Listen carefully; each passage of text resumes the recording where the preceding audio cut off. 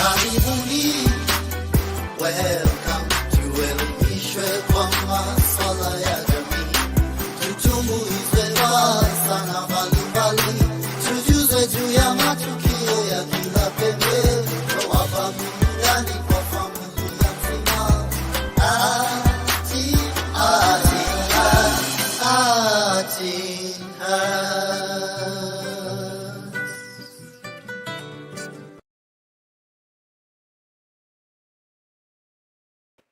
And good evening. How are you doing tonight? How was your day? How have you been throughout the week? It is Thursday, and we are doing it a little bit different today. I know we're quite not on time. Things happen here and there, but I have something special for you. Imagine for a minute the very team or the very community that you hold on to turns against you. And when I talk about community, I'm talking about church. Yes, church. I'm talking about church. All you know in your life is church. You've been a good boy. You've been a church boy. All you know is go to church, come back home, and life continues. But then again, it is not always as easy as it is. So tonight, I'm going to tell you a story about this young man, JP. Jean-Paul Etemesi. What is it about him? Find out, because his black and whites talk better. Welcome than to I The do. Perspective. My name is Likuyani Eli, and tonight I'm in a slow, easy mood because this man here has a magical way to touch those keys, the whites and the blacks, he tells me, and that's what defines him. JP, good evening, sir. Good evening, sir. How are you doing? Very fine. Maze, you have some magical touch on those keys. Is this something? Ni nini unafanya na vidole zako? Are you octopus by any chance? Maybe Zinjanthropus. Okay. So kindly introduce yourself and let's do this. Yeah, I'm John Paul Etemesi, known as JP. I'm a pianist, a music teacher, and yeah, I love God. I just love life. You love life. I like the part of life because music is life. Yeah. So JP, tell us, what defines your music? What defines my music is mostly soul. I have so many influences. I grew up in church, so there's church influences, there's love for jazz, and then there's African music. So like just a cocktail of all that. Cocktail. Yeah. Okay. But let's stick to jazz. Yes. Very black African like you. What do you know about jazz? Have you ever been to Mississippi or whatever countries they play jazz? I don't know. I've never been to Mississippi, but I know African folk songs. Yeah. And then you can actually make them sound a bit like because most of what jazz is originated from African rhythms. True. Yeah. Unknown to many. Yes. Yeah. So tell us, how did you start off playing such rhythmic music? First, my mom was a music teacher in the 844 system before it was taken out of the syllabus. So she used to teach me how to read music, but I never really... Those things you draw and their tails up and down. Yes. Those things made my school life very horrible. I had a teacher called Madam Alice Aleka. If I don't know how to read notes, it's because of her. She's listening. Oh, madam, nothing personal. But thanks to you, I can hear and listen to music, but I can't read the notes. So tell me, your mother? So my mother had that influence. And then going to church, grew up in ACK, we used to have an organist who, we have that pipe organ if you've seen in cathedrals. So I used to just enjoy seeing someone sit, play those hymns, with the legs and all that. And then I just offered myself to be carrying his band. So with time I developed an admiration for that instrument, yet academics was competing with what I really loved. Because in school I passed, I was called to university, did engineering. So in a typical Kenyan setting, music is not a career. Clearly, you are a failure. Yeah, you keep it But out. your books just told me you are not one. You are an engineer by profession. Yes, and then Yeah, so as I was doing engineering, there was this Engineering in what? You know, electrical. Electrical engineering. Yes. So there was this nagging feeling always to play the instrument. So I used to Skype class, go to the CU room, play piano a bit, do what. But then I could comfortably miss class and not feel I've missed anything in engineering, because when cuts come, I could cram, do the exam pass. But my real passion was here, because outside school, I could spend hours and hours just trying to experiment. I never had a teacher on that. Then after some time, that feeling became so strong. So I decided to go ask at Kenya Conservatory of Music if how much were lessons, and by that time it was so expensive, because it was, I think, 1,800 an hour. An hour? Yeah. Okay. And then for someone who's in campus, you don't have a job, that was just crazy. So I sold my gas. That, what do you call it? Wait, we call it the Meko thing. I sold it, paid for 2 lessons. Yeah. I paid for 2 lessons, and then went there, was given a book, page 1, page 2. So I tried. I missed the second lesson so that I keep going. But eventually I could not afford, so I dropped. So I started having influences. Being in ICC church, I had people who really played well. They were gigging in this Nairobi, and they just had like my dream, but I could not play like them. Yeah. So after church, I could go practice, hours. But the final break came in when one day I was suspended from a church. You were suspended from church? Yes. Aki kanisa. I was suspended from church because of, we had a difference with the pastor, and then I was suspended. So during that season, since I never knew any other life, I used to spend my time in church playing and all that. Yeah. So I was just at home, and a friend of mine brought a keyboard. So that's when I started like seriously reading music.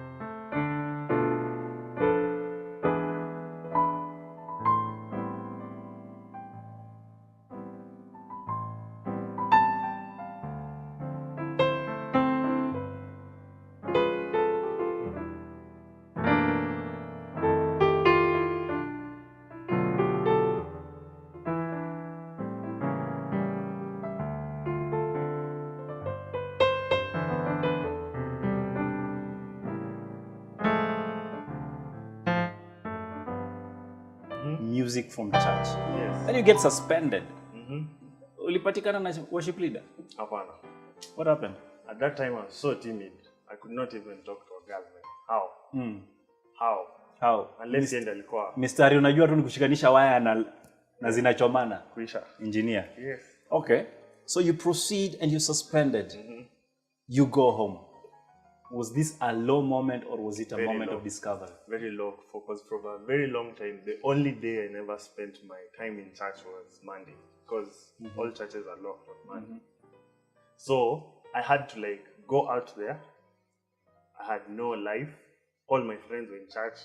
My activity of the day was in church, so I was left the whole day with nothing to do. Oh no. And then feeling bad that the dream I was building towards, it's like it's gone. And then, yeah, so I remember at that time a friend of mine, they were doing a recording for one of the churches. Then he said, since I know you don't have a keyboard, he brought a keyboard to my house. Yeah. And then told me, use this to get the voices and what, you'll come and train us. So, in my suspension thing, I was told not to use the church instruments or to minister anywhere in the church. So, I had nowhere to practice.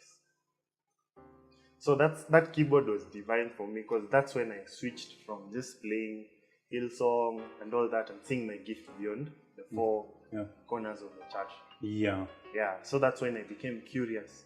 What else can someone do? That's when I started teaching and learning how to teach through reading, because now in teaching you have to know how to read music.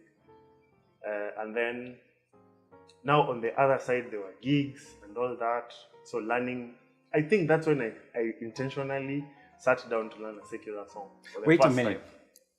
time. This story is deeper than you're making it look, because I want to stick there, you know, the transition between church and into other forms of music. And you know, when we talk secular, it's not secular. It depends on how you want to look at it.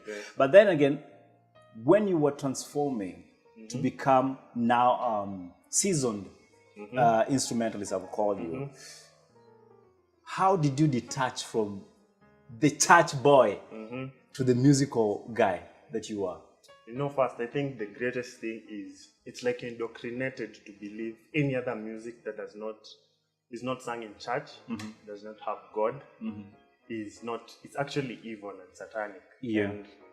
And one of the things I was asking myself, when you go to any conservatory, Christian or whatever, they teach music with pieces like for Bach, Chopin, and all those people. They're not Christians. They were not? Yeah, so I realized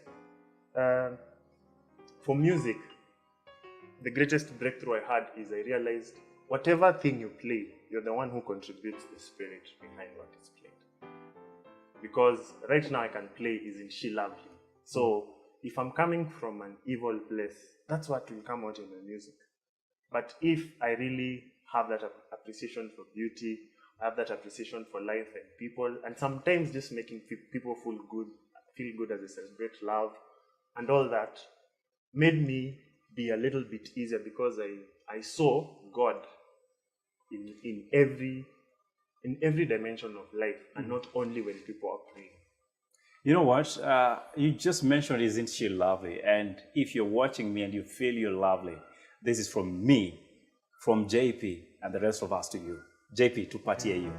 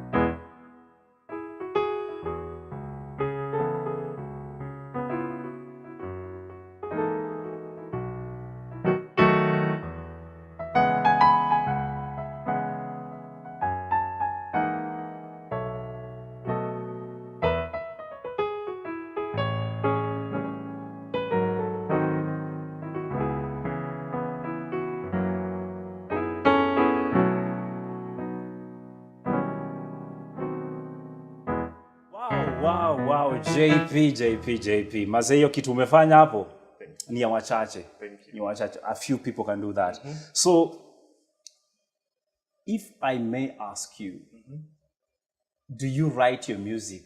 Like when you're performing, you know, sometimes it's easy to perform pieces, but do you think through when you go on set and you want to play your music? Ama hiyo kitu na depend? It's important when you're doing a strict performance with maybe people like an orchestra or something, but most of what I've now come to appreciate as music is music that comes from the heart, and you're not limited to express what you feel at the moment just because it's not in a score.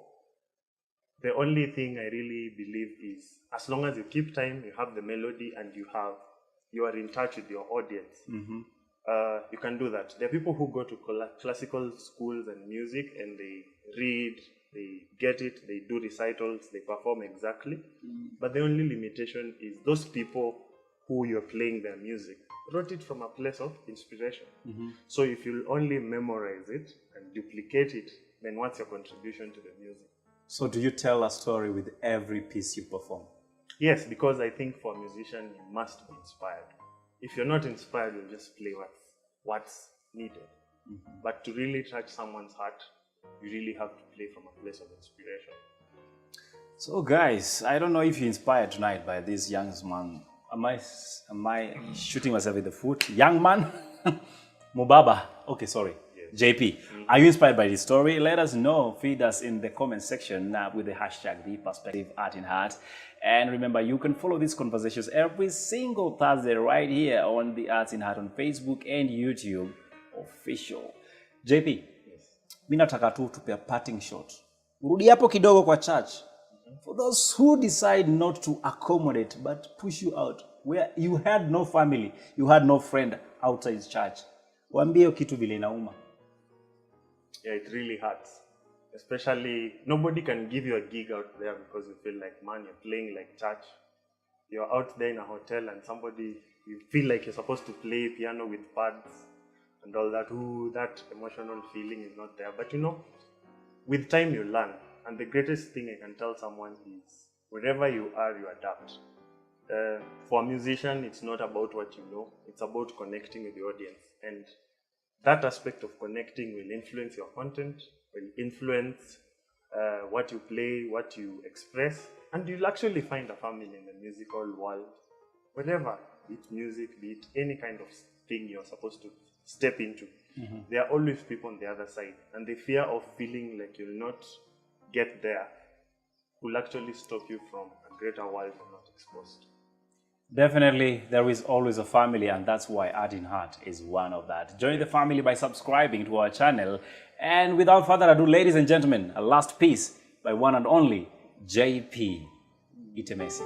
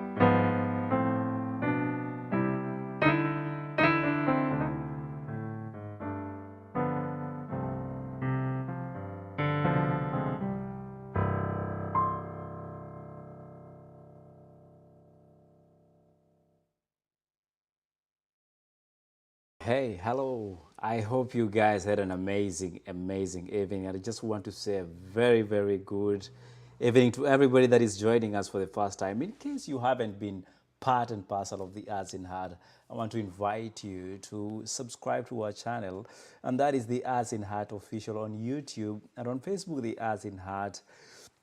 Be part of the greater family, and let's tell your story from the perspective. Every Thursdays we have these interesting interviews and sit downs with various guests, and this week we had JP. Did he not do an amazing job?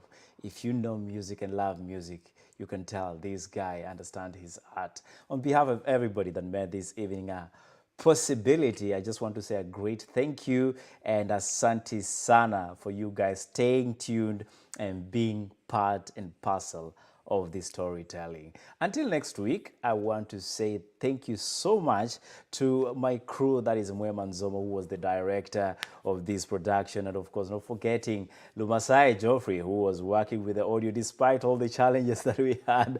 I just want to say, Maze, we are geared for greater year, and what a way to end your week on a Thursday. But tomorrow we have another show lined up for you, and we'll be discussing everything that happened through the week of this week of that we just coming to a conclusion, and therefore invite you at 9:30 p.m. East African time to be part of the live audience to let us know what you think about your week. Until tomorrow, see you then. And for everybody else that will be seeing us on Thursday and Tuesday, see you next week. This is The Perspective, and my name is Likuyani Eli. Good night, and God bless you guys.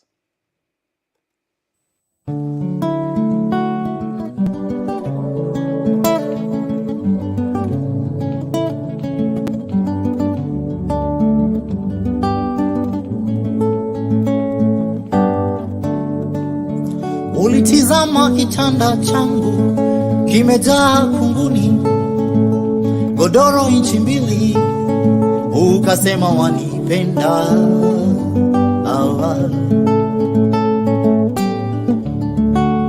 Simu yangu masekete, nguo zangu matambara, viatu vilivyochapishwa viraka, ukasema wanipenda kutoka ndani ya roho. Tulipoenda bafuni nawe, sabuni ya kipande, uzini wa gunia, ukasema hujali, fanaka utoka kwa Mola. Sasa iweje leo hii nasikia fununu toka kwa rafiki zako kuwa wanipa talaka? Sasa iweje leo hii hadithi za kuaminika zaniambia mapenzi haya yamekuchosha? Sasa iweje leo hii naambiwa wasema umasikini wangu wewe umekuchosha? Ninachoomba baby, nipende nilivyo. Baby, nipende nilivyo. Zawadi ya fanaka hiyo kutoka kwa Mola,